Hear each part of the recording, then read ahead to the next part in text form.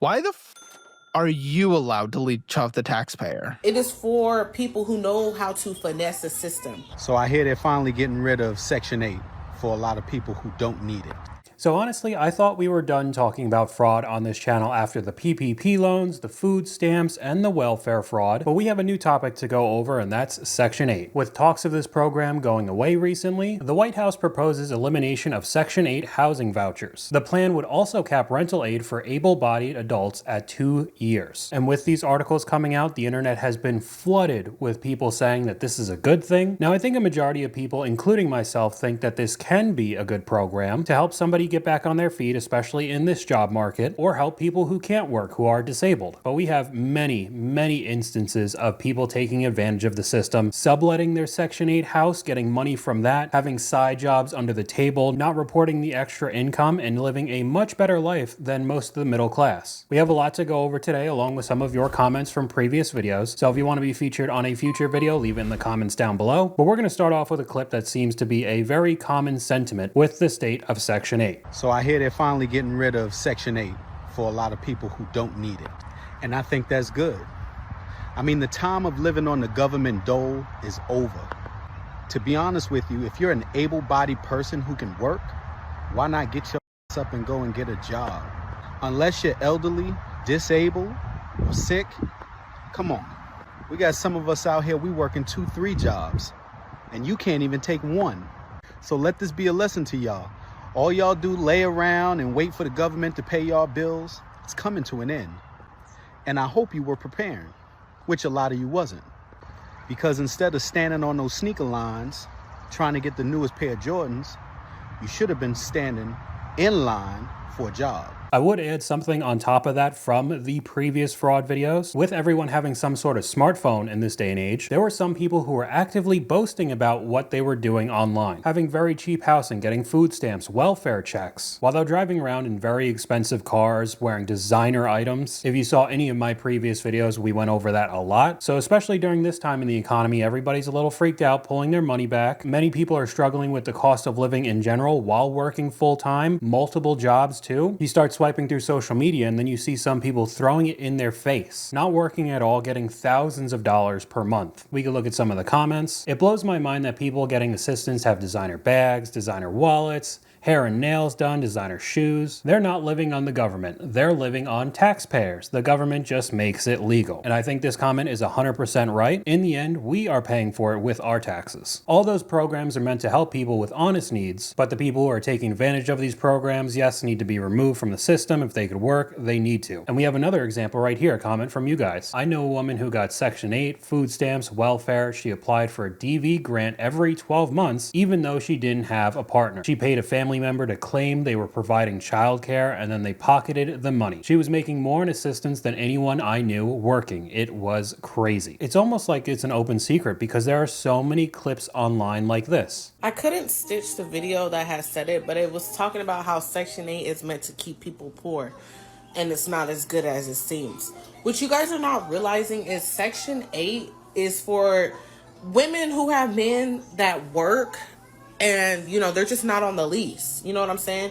You have a man that gets money, but he's not on your lease. So all that money that's made is for y'all to completely profit off of without having to worry about your rent going up or not have enough money to pay this. It's also for women who have a side hustle. You know what I'm saying? You do hair.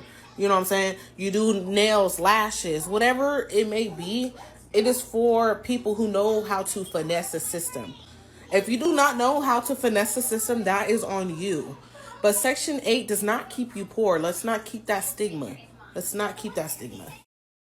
What's the point of even putting this online? You know you're just going to get only negative attention on this. If you were legitimately doing this, getting away with it, why would you ever tell anybody? You're basically snitching on yourself for a little bit of attention online, and it's only negative attention at the end of the day as well. It really is just unbelievable to me. So I had to evict somebody from Section 8 housing this week. We had this elderly lady who is blind sign a lease with the help of her daughter to occupy this property. This property had been completely redone. Well, the reason I had to evict this lady is she never moved in. Instead, her son-in-law moved in. He was running a business out of this house. The reason this is so upsetting is that this gentleman that took possession of this property took away affordable housing for people that really need it. And he did not qualify for Section 8 because he made too much money, as did his wife. Needless to say, we had to go to court.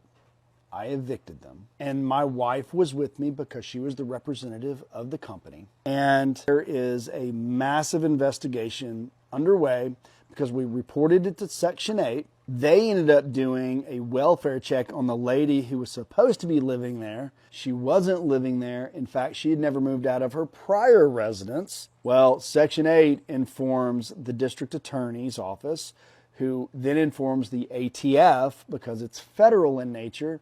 And now there's a federal investigation as well as a state investigation. So now not only were you caught taking advantage of Section 8, but you have the feds on you now. Something that I would never want to deal with in my life. We could look at a couple of the comments. I'm disabled and been on the waiting list for Section 8 housing for 6 years, still no place to live. Like he said earlier in the video, this is not only taking advantage so you can make money and get ahead or just spend your money on frivolous items. This is also taking away housing for people who legitimately cannot work. Then you have someone who actually needs it, been on the waiting list for 6 years. There needs to be an investigation on people who are on Section 8 and all government assistance. That's kind of what we've started to see over the past few months, and that's why I've made videos talking about it. But one thing I would like to add, if you've seen any of my luxury apartment videos, just luxury housing in general, that word's been thrown around all the time for housing developments that are not luxury at all. Maybe they have modern finishes, but that's about it. But one of the comments from you guys, they have to call them luxury apartments because then they don't need to take Section 8 housing. This could be a contributing factor of why almost everybody sees high rises being built all over the place, wildly expensive being called luxury, because then I guess they don't have to deal with any of this kind of stuff in the video. But either way, normal middle class people can't afford to move into that kind of apartment building or townhouses, communities, whatever they are. So it really doesn't make the housing crisis problem too much better either. Have you seen people abusing the system and lying about Angel Tree and meh? I live in West Virginia,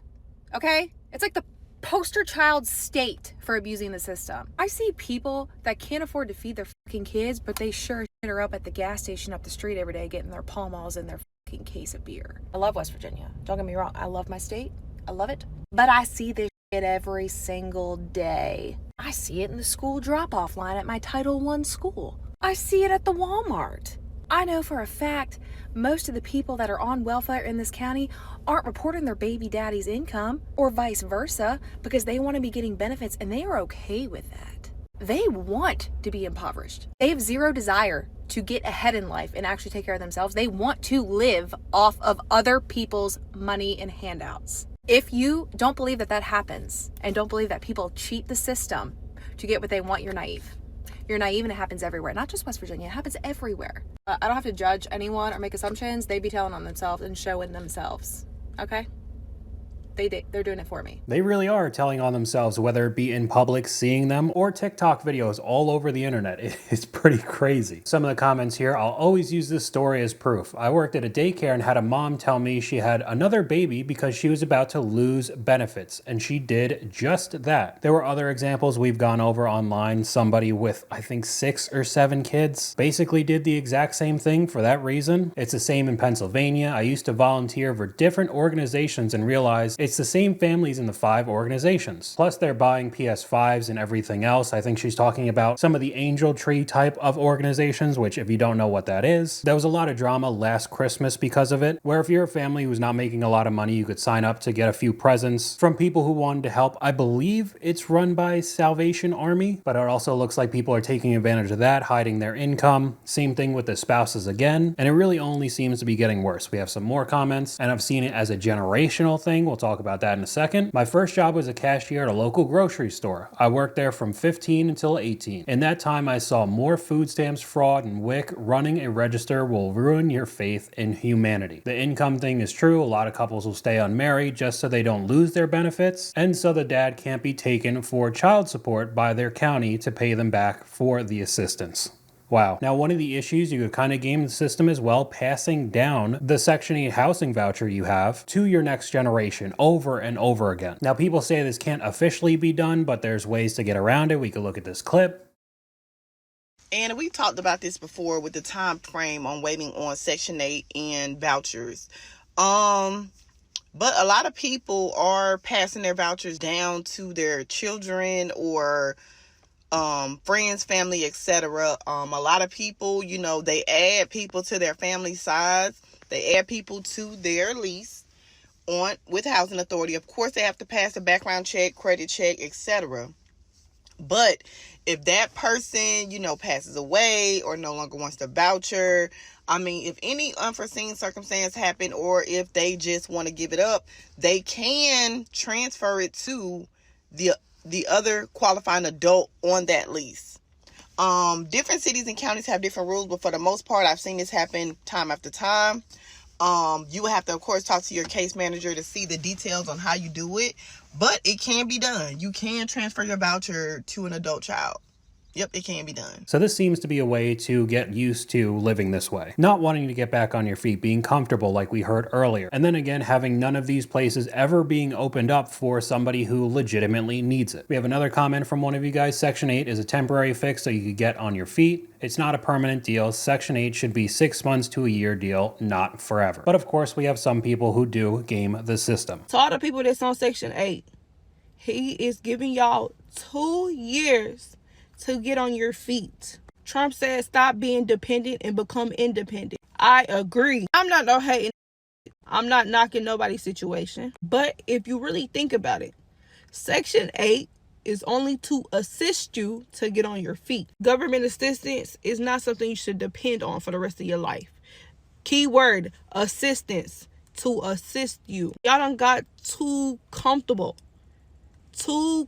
There's people that's been on Section 8 for like 10 plus years. Y'all too busy buying the newest shoes, buying the hottest cars, trying to keep up with the trend, buying designer purses, buying designer clothes, but you're in public housing. If you can buy designers, you can pay your house rent without assistance. And of course, we got a lot of comments like this. These programs should be temporary, not a lifestyle. People have been treating Section 8 like generational wealth. And we could keep going with the examples, whether they're clips that I see online or comments from you guys. I know people in Section 8 driving Lexuses, getting food stamps, renting rooms, and getting away with it. They need to do a big investigation on everybody that's renting off Section 8 housing. But we still have clips like what's up on screen right now, basically rage bait, talking about when the $3,000 EBT hits the card, showing all the crap food that they're buying at Walmart, dancing around, basically throwing it in everybody's face. And then people are surprised when so many others have such a huge problem with this.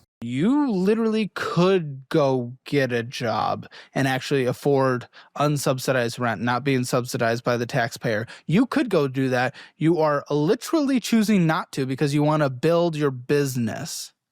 Why the are you allowed to leech off the taxpayer? So we even had one of the guests on Caleb's channel taking advantage of the system. A little bit more context, her business was basically one of the course selling scams that we've gone over as well. So you have to love that. She's mooching off the taxpayers and then trying to build a business selling you BS courses wildly overpriced that give you basically nothing back in return. We have another comment from one of you guys. I wouldn't doubt if most of these stories are true. I used to deliver pizza in South St. Louis for 8 years in the 90s and saw a lot of these people all the time with multiple kids in Section 8 housing, with brand new cars, ordering pizzas every night of the week and paying with welfare, cashing in food stamps for cash. It was so sad to see all of those kids. It's actually insane how many different examples I found online and comments from you guys. So this lady's a handful of months behind, or over 7 or 8 months behind on this $100 part of the payment, right?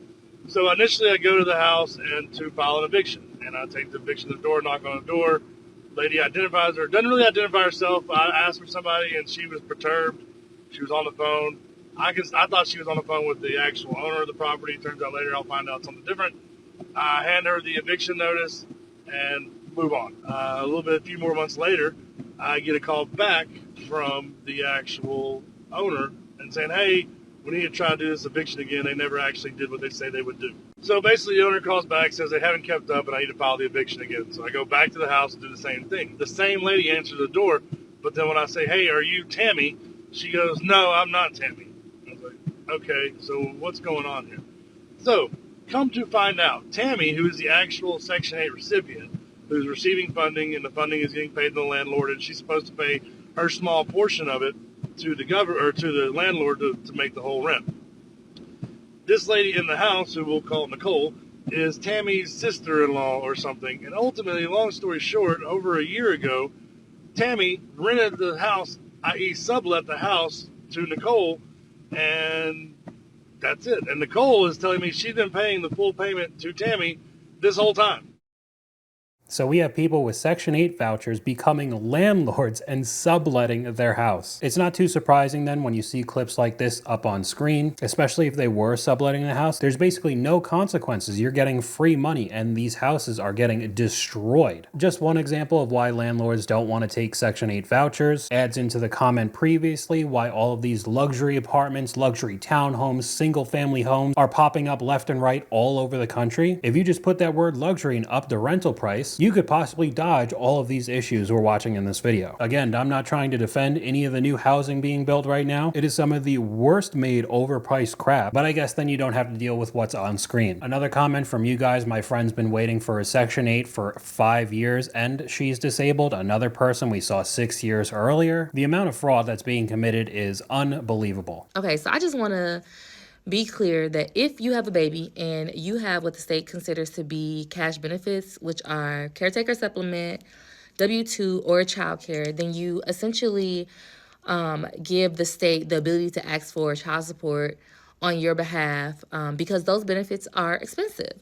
So you can't come to court and be like, I'm living with my child's father and I get child care or I get, caretaker supplement for those, for whatever reason. And I don't want to add him as a member of my household for benefits purposes. Not only are we, as the child support attorneys, mandated reporters, but you don't get to have your cake and eat it too. Like, I've literally had participants change their story after they find out that the other parent has to be added as a member of their household. Like, if you don't cooperate and you don't have good cause, like there is a DV or anything like that, and you don't cooperate with child support, those type of benefits can be sanctioned. I knew a mom of 6 with 4 different dads living with dad number 4, and he refused to work. She ran a daycare in her Section 8 home, plus SSI and benefits. She made bank. State tells me to mind my own business. Another one here talking about a job. I've worked with many employees who openly spoke about only working 15 hours a week due to receiving welfare and food stamps. They also talked about their parents doing the same thing living in Section 8 housing. So honestly, it's not too surprising when you see people getting very angry like this woman in this clip. I want to say this and I don't know who it's for, but I know that it needs to be said. If you're on Section 8 and you've never one day in your life thought about getting off of Section 8, you've never said, I want to buy a house, I want to move from here, I want something bigger, and you've never actively worked towards those goals, you're a f***ing gutter rat. You're a loser. Why are you comfortable with that? You know you could get something nicer, right? If you go to work, you know that you could actually live where you want to live. You know your income doesn't have to be capped, right? These Section 8 recipients and low-income housing recipients are what the f*** is wrong with the program. There's nothing wrong with help. I think that's what you guys are missing, because what happens is a lot of Section 8 girls will get on here and start cussing me out, and they'll be in the restricted comments.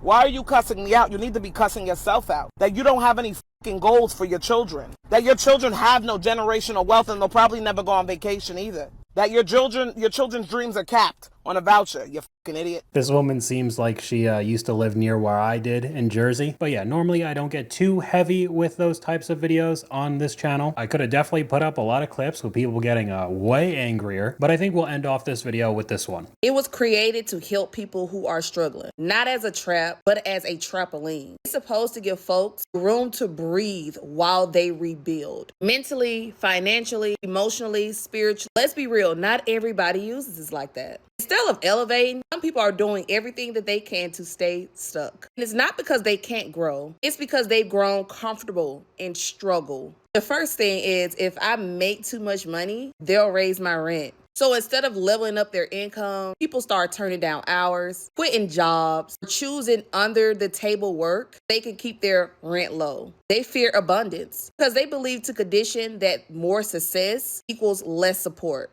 What they don't realize is they're capping their own potential just to stay small. A lot of people feel like, why leave if I'm comfortable? Some folks get used to paying $0 to $20 of rent, so they just stop striving. They stop planning to own a home, improving their credit, or breaking generational curses. They just sit. And we got a couple of the comments here. I know a family that's kept their Section 8 for 3 generations. So being able to put people on a lease and pass it on that way. On Section 8 for 3 years, got a degree and certified. Rent was raised, so I let it go and moved to a better neighborhood. It was designed to help people, and that's what it allowed for me to do. And I don't think really anybody has a problem with that, what it was built for. It's just along with the PPP loans, the food stamps, the welfare. There are so many people taking advantage of it, and at the end of the day, the taxpayers are the ones who are paying for it. So that's all I got for you guys today. Let me know what you guys think in the comments down below. YouTube thinks you'll like this video popping up on screen right now, but hopefully you guys enjoyed this video. If you did, please leave a like, and I'll talk to you guys later.